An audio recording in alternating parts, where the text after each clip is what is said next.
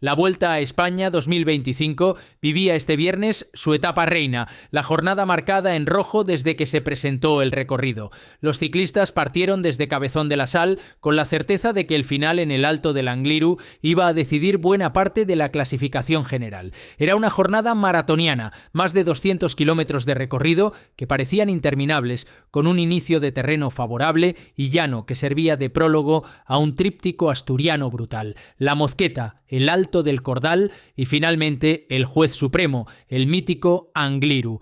Todas las miradas se centraban en Jonas Vingegaard, el líder del Visma, Lies Abaik, que quería dar un golpe de autoridad en la general con una victoria para la historia. Sus rivales más directos, Joao Almeida y Tom Pidcock, sabían que era el día de aguantar a rueda del danés y tratar de resistir en el infierno de las rampas asturianas. El ambiente era de máxima expectación, con miles de aficionados apostados en las cunetas desde primeras horas, conscientes de que iban a presenciar una de esas etapas que quedan grabadas en la memoria colectiva. Como era previsible, los primeros kilómetros dieron paso a una sucesión interminable de ataques. La carretera, todavía en terreno favorable, permitió que un grupo muy numeroso se marchara por delante. Hasta 24 corredores se juntaron en la escapada, con nombres de peso como Mats Pedersen, Jefferson Cepeda, Michel Hessmann, Antonio Tiberi, Joel Nicolau o David González. Más tarde se uniría Ivo Oliveira, formando un bloque de 25 ciclistas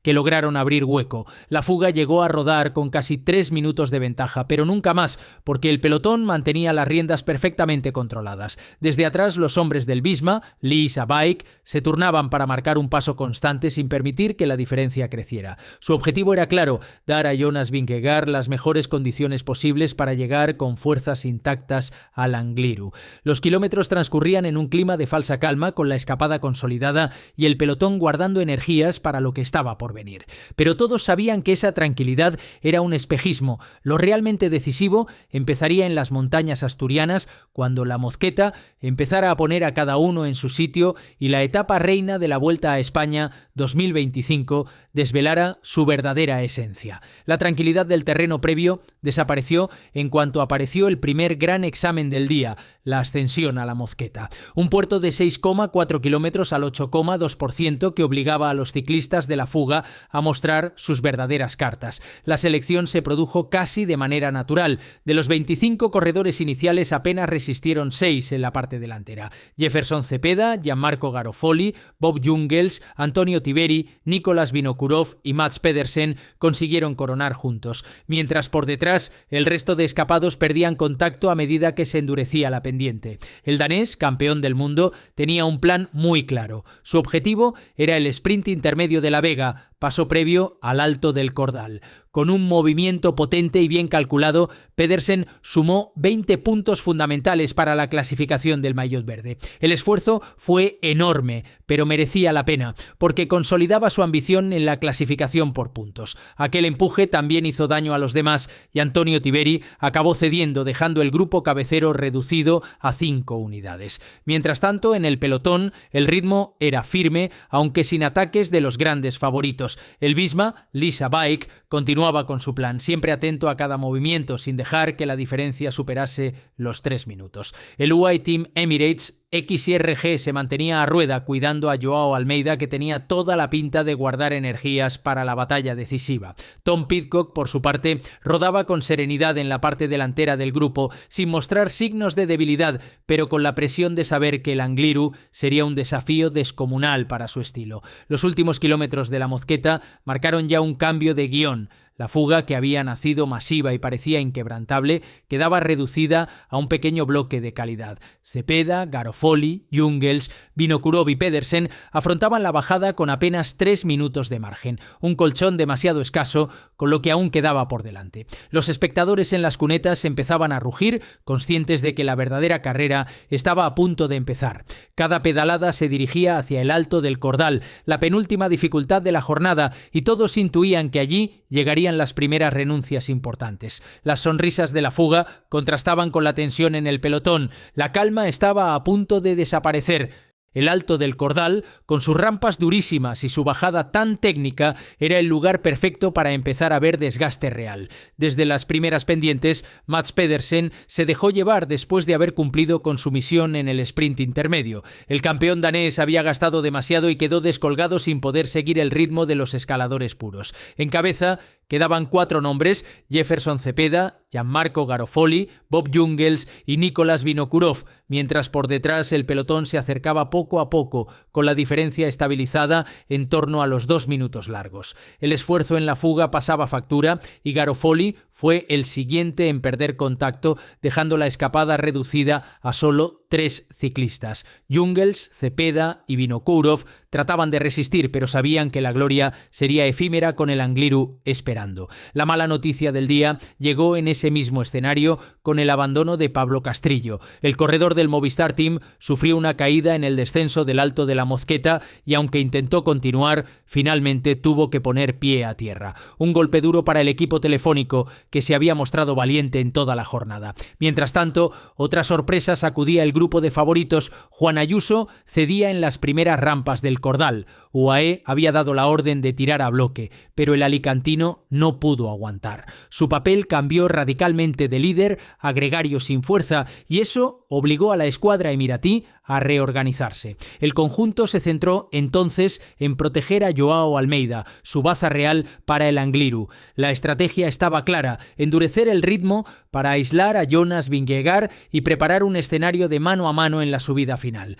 Cada kilómetro del Cordal se convirtió en un desgaste brutal. Los favoritos guardaban lo justo, sabiendo que lo peor estaba a la vuelta de la esquina. Los aficionados ya sentían la tensión. El Angliru se aproximaba como un monstruo dispuesto a devorarlo todo. La subida final comenzaba con un ambiente irrespirable. El Angliru, con sus rampas imposibles y el eco de miles de aficionados agolpados en cada curva, se erigía como el juez supremo de la etapa reina. Los 3 hombres de la escapada, Jungels, Cepeda y Vinokurov, todavía mantenían una ligera ventaja de minuto y medio, pero era evidente que estaban condenados. La carretera no perdona, y mucho menos en el coloso asturiano. A 12,4 kilómetros de meta estalló la sorpresa del día. Un grupo de manifestantes irrumpió en la carretera, obligando a neutralizar la marcha durante unos segundos. Fue un parón extraño, desconcertante, que rompió el ritmo de los fugados y les hizo perder un tiempo valioso. Cuando la carrera se relanzó, Cepeda se quedó sin fuerzas y dijo adiós a sus opciones.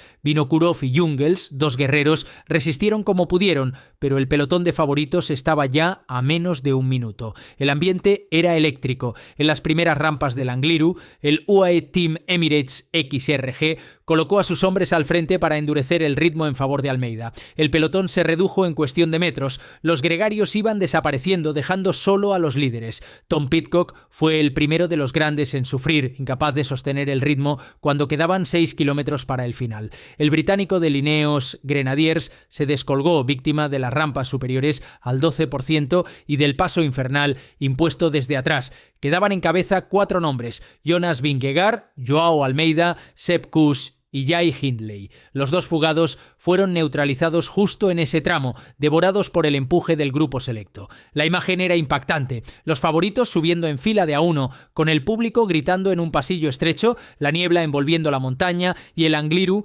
mostrando su dureza sin concesiones. La batalla estaba servida. Vingegaard se mantenía firme, siempre con esa pedalada de campeón del Tour. Almeida aguardaba sereno, como si supiera que su momento estaba por llegar. Kuss y Hindley aguantaban con sufrimiento, resistiendo lo que podían en un escenario que no perdona. La carretera hacia el cielo asturiano había eliminado a todos los secundarios. Ahora solo quedaba esperar el ataque definitivo entre los 2 grandes favoritos.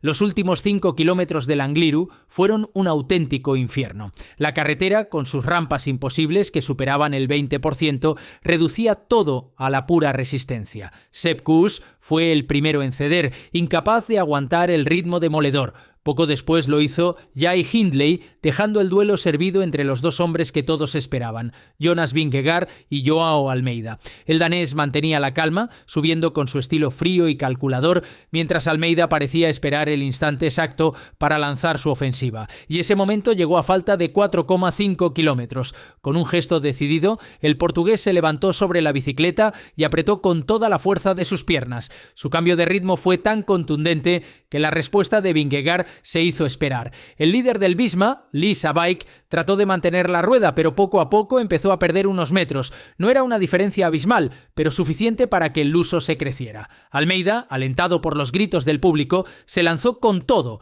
mirando apenas de reojo para comprobar que el danés no lograba recortar. Cada curva del Angliru era una tortura, pero también un paso más hacia la gloria. Vingegaard no se rendía, exprimía cada gramo de energía, aunque su rostro dejaba ver que la dureza del puerto le estaba golpeando. En los últimos 1000 metros, la ventaja del portugués era de apenas 15 segundos, un margen estrecho, pero en una ascensión como esta se convertía en oro. Con la meta en la cima y el pasillo humano abriéndose entre la niebla, Almeida cruzó primero la línea, levantando los brazos en una de las victorias más épicas de su carrera. Vingegaard llegó segundos después, resignado, consciente de que había sido derrotado en uno de los templos de la montaña. El Angliru volvía a dictar sentencia y esta vez el vencedor fue Joao Almeida, que golpeaba la clasificación general y demostraba que el trono de la Vuelta a España 2025 estaba todavía en disputa.